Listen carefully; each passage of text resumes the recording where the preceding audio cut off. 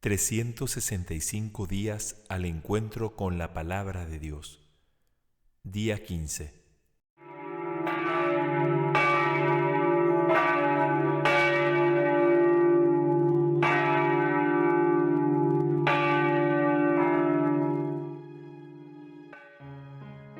Ven, Espíritu Santo, luz y gozo, amor que en tus incendios nos abrazas. Renueva el alma de este pueblo tuyo, que por mis labios canta tu alabanza. En sus fatigas diarias sé descanso, en su lucha tenaz vigor y gracia. Haz germinar la caridad del Padre, que engendra flores y que quema zarzas. Ven, amor que iluminas el camino, compañero divino de las almas. Ven con tu viento a sacudir al mundo y a abrir nuevos senderos de esperanza. Amén.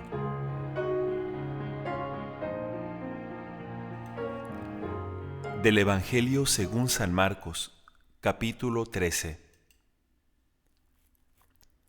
Cuando Jesús salía del templo, uno de sus discípulos le dijo: Maestro, mira qué piedras enormes y qué construcción. Jesús le respondió: ¿Ves esa gran construcción? De todo esto no quedará piedra sobre piedra, todo será destruido.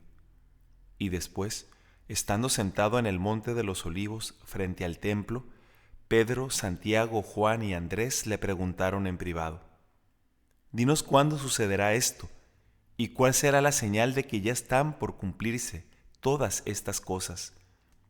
Entonces Jesús comenzó a decirles: Tengan cuidado de que no los engañen, porque muchos se presentarán en mi nombre diciendo: Soy yo, y engañarán a mucha gente. No se alarmen cuando oigan hablar de guerras y de rumores de guerras. Es necesario que esto ocurra, pero todavía no será el fin. Se levantará nación contra nación y reino contra reino. En muchas partes habrá terremotos y hambre. Este será el comienzo de los dolores del parto.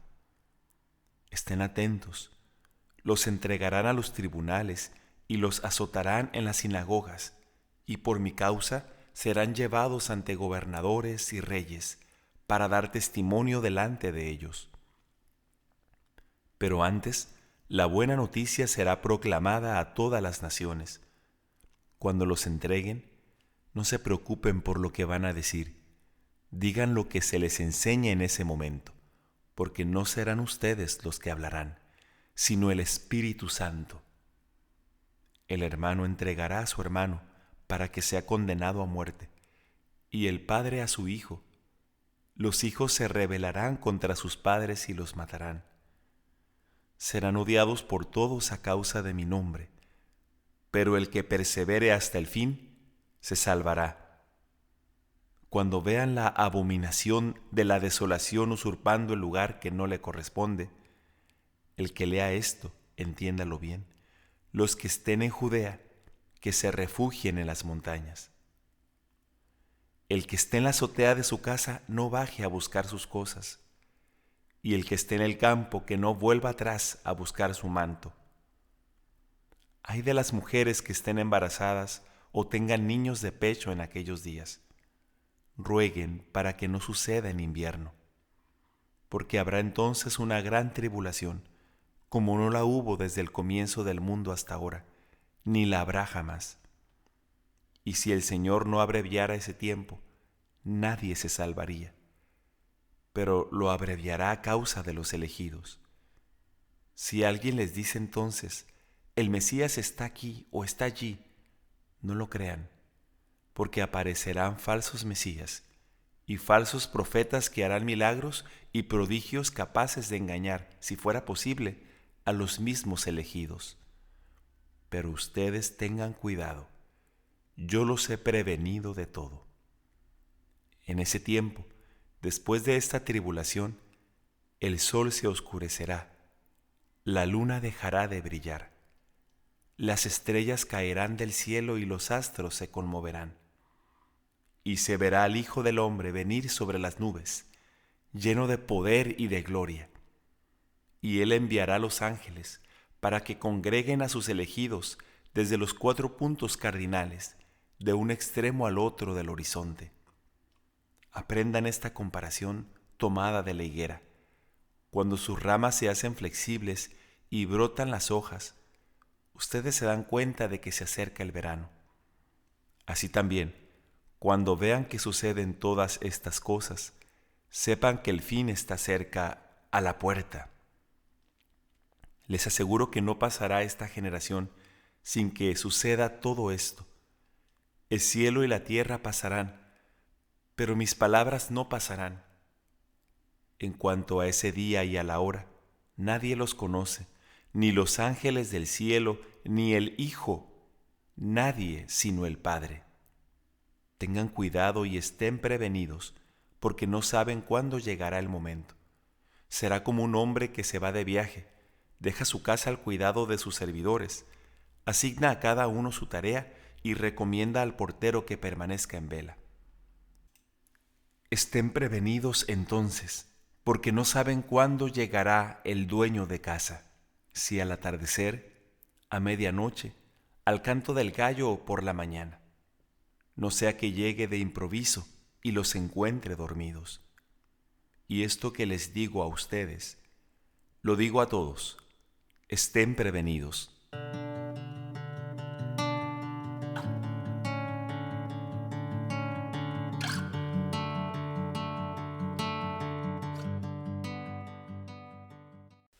Del libro del Génesis, capítulo 29.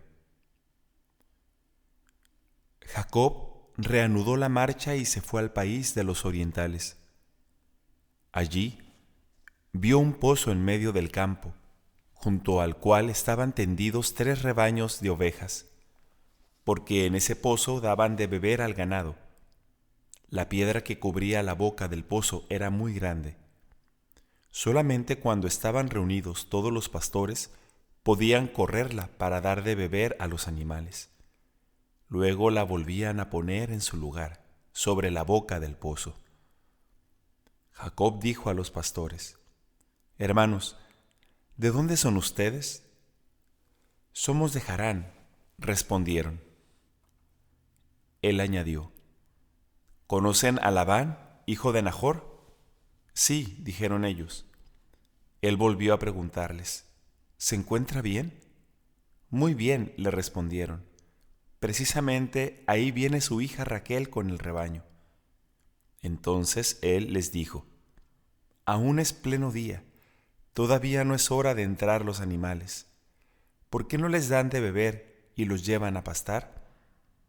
«No podemos hacerlo», dijeron ellos, «hasta que se reúnan todos los pastores y hagan rodar la piedra que está sobre la boca del pozo. Solo entonces podremos dar de beber a los animales». Todavía estaba hablando con ellos cuando llegó Raquel, que era pastora, con el rebaño de su padre. Apenas Jacob vio a Raquel, la hija de su tío Labán, que traía el rebaño, se adelantó, hizo rodar la piedra que cubría la boca del pozo y dio de beber a las ovejas de su tío. Después besó a Raquel y lloró de emoción. Entonces le contó que él era pariente de Labán, por ser hijo de Rebeca, y ella fue corriendo a comunicar la noticia a su padre. Labán, por su parte, al oír que se trataba de Jacob, el hijo de su hermana, corrió a saludarlo, lo abrazó, lo besó y lo llevó a su casa. Y cuando Jacob le contó todo lo que había sucedido, Labán le dijo: «Realmente tú eres de mi misma sangre». Después que Jacob pasó un mes entero en compañía de Labán, éste le dijo: «¿Acaso porque eres pariente mío me vas a servir gratuitamente? Indícame cuál debe ser tu salario». Ahora bien, Labán tenía 2 hijas. La mayor se llamaba Lía y la menor Raquel. Lía tenía una mirada tierna, pero Raquel tenía una linda silueta y era muy hermosa. Y como Jacob se había enamorado de Raquel, respondió: «Te serviré durante 7 años si me das por esposa a Raquel, tu hija menor». Mejor es dártela a ti que a un extraño, asintió Labán. Quédate conmigo. Y Jacob trabajó 7 años para poder casarse con Raquel, pero le parecieron unos pocos días por el gran amor que le tenía. Después, Jacob dijo a Labán: Dame a mi esposa para que pueda unirme con ella, por el plazo ya se ha cumplido. Labán reunió a toda la gente del lugar e hizo una fiesta. Pero al anochecer tomó a su hija Lía y se la entregó a Jacob, y Jacob se unió a ella. Además, Labán destinó a su esclava Zilpá para que fuera sirvienta de su hija Lía. A la mañana siguiente, Jacob reconoció a Lía. Entonces dijo a Labán: ¿Qué me has hecho? ¿Acaso yo no te serví para poder casarme con Raquel? ¿Por qué me engañaste? Pero Labán le respondió: En nuestro país no se acostumbra a casar a la menor antes que a la mayor. Por eso, espera que termine la semana de esta fiesta nupcial, y después te daré también a Raquel, como pago por los servicios que me prestarás durante otros 7 años. Jacob estuvo de acuerdo. Esperó que concluyera esa semana, y después Labán le dio como esposa a su hija Raquel. Además, Labán destinó a su esclava Bilhá para que fuera sirvienta de su hija Raquel. Jacob se unió a ella y la amó más que a Lía, y estuvo al servicio de Labán 7 años más. Cuando Jacob vio que Lía no era amada, la hizo fecunda, mientras que Raquel permaneció estéril. Lía concibió y dio a luz un hijo, al que llamó Rubén, porque dijo: El Señor ha visto mi aflicción, ahora sí que mi esposo me amará. Luego volvió a concebir y tuvo otro hijo. Entonces exclamó: El Señor se dio cuenta de que yo no era amada, y por eso me dio también a éste, y lo llamó Simeón. Después concibió una vez más, y cuando dio a luz dijo: Ahora mi marido sentirá afecto por mí, porque le he dado 3 hijos. Por eso lo llamó Leví. Finalmente, volvió a concebir y a tener un hijo. Entonces exclamó: Esta vez alabaré al Señor, y lo llamó Judá. Después dejó de tener hijos. Del libro del Génesis, capítulo 30. Al ver que no podía dar hijos a Jacob, Raquel tuvo envidia de su hermana, y dijo a su marido: Dame hijos, porque si no me muero. Pero Jacob, indignado, le respondió: ¿Acaso yo puedo hacer las veces de Dios que te impide ser madre?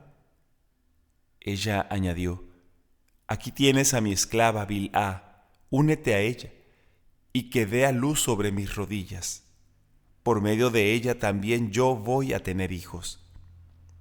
Así le dio por mujer a su esclava Bilhá. Jacob se unió a ella, y cuando Bilhá concibió y dio un hijo a Jacob, Raquel dijo: Dios me hizo justicia. Él escuchó mi voz y me ha dado un hijo. Por eso lo llamó Dan. Después Bilhá, la esclava de Raquel, volvió a concebir y dio un segundo hijo a Jacob. Entonces Raquel dijo: Sostuve con mi hermana una lucha muy grande, pero al fin he vencido, y lo llamó Neftalí.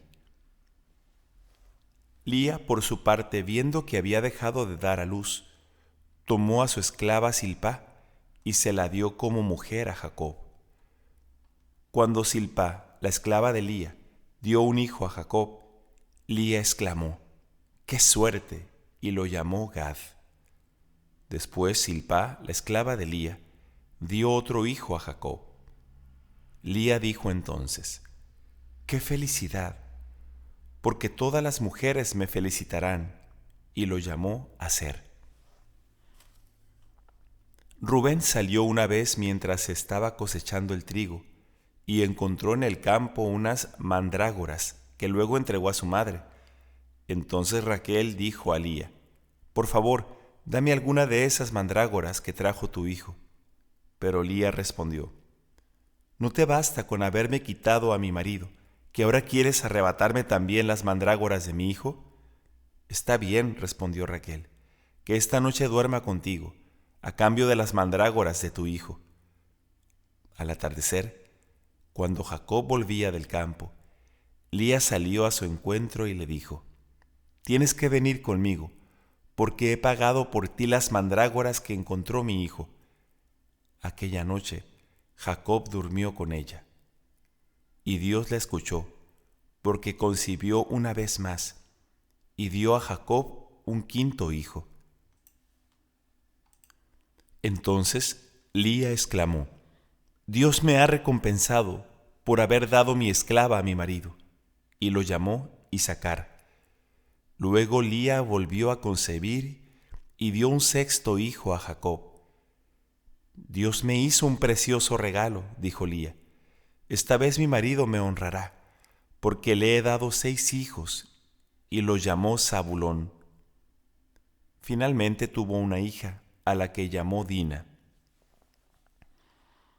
Dios también se acordó de Raquel, la escuchó e hizo fecundo su seno. Ella concibió y dio a luz un hijo. Entonces exclamó: «Dios ha borrado mi afrenta», y lo llamó José, porque dijo: «Que el Señor me conceda un hijo más». Después que Raquel dio a luz a José, Jacob dijo a Labán: «Déjame volver a mi casa y a mi país. Dame a mis mujeres por las que te he servido y a mis hijos para que pueda irme, porque tú sabes muy bien cuánto trabajé por ti». Pero Labán le respondió: «Si quieres hacerme un favor, quédate conmigo. Yo he llegado a saber por medio de la adivinación que el Señor me bendijo gracias a ti».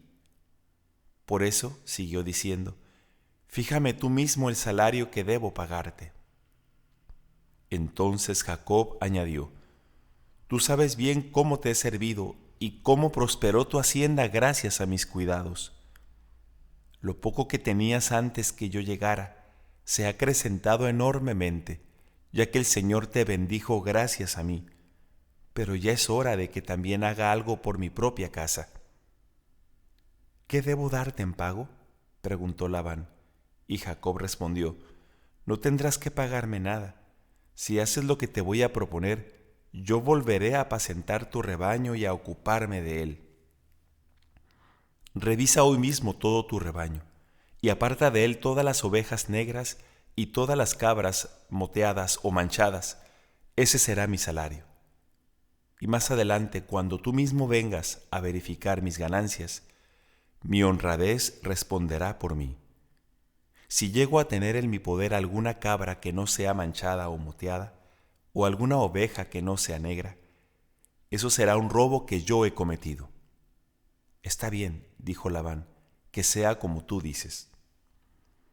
Pero aquel mismo día, Labán separó los chivos rayados y moteados, todas las cabras manchadas y moteadas, todo lo que tenía una mancha blanca, y todos los corderos negros, y los confió al cuidado de sus hijos.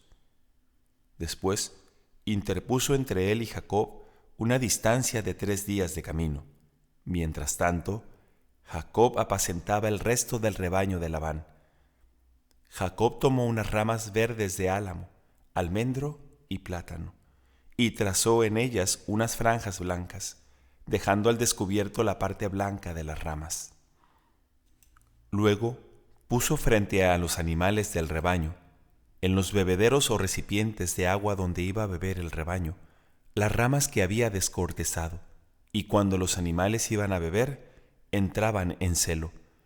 De esta manera se unían delante de las ramas, y así tenían crías rayadas, moteadas o manchadas. Además, Jacob separó a los carneros y los puso frente a los animales rayados y negros del rebaño de Labán. Así pudo formar sus propios rebaños, que mantuvo separados de los rebaños de Labán. Y cuando los animales que entraban en celo eran robustos, Jacob ponía las ramas en los bebederos, bien a la vista de los animales, para que se unieran delante de las ramas. Pero cuando los animales eran débiles, no las ponía. Así los animales robustos eran para Jacob y los débiles para Labán. De esta manera, Jacob se hizo extremadamente rico y llegó a tener una gran cantidad de ganado, de esclavos, esclavas, camellos y asnos.